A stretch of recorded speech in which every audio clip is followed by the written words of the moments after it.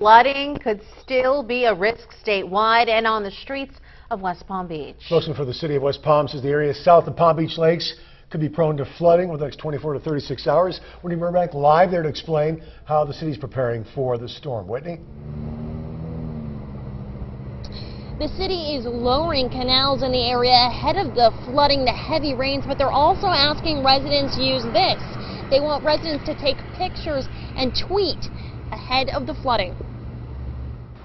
No longer a tropical storm, Erica could still bring heavy rain and spark flooding. If we know exactly where the worst flooding is going on the second it's going on, then we know exactly where to put our resources. The city of West Palm Beach is calling for residents to take an active role in emergency response through social media. Take a picture of flooding that's going on in your street.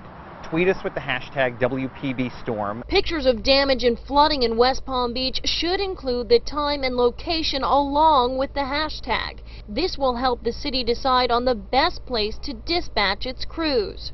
Palm Beach County Fire Rescue warns overflow on the roads may blend with canals and lakes to cause hazardous conditions county-wide.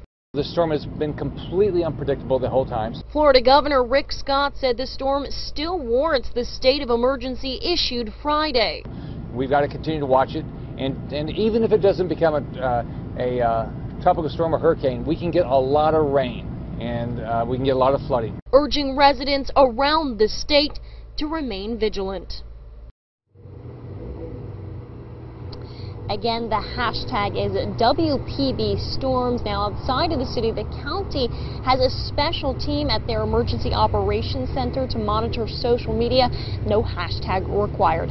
Live in West Palm Beach, Whitney Burbank, WPBF 25 News.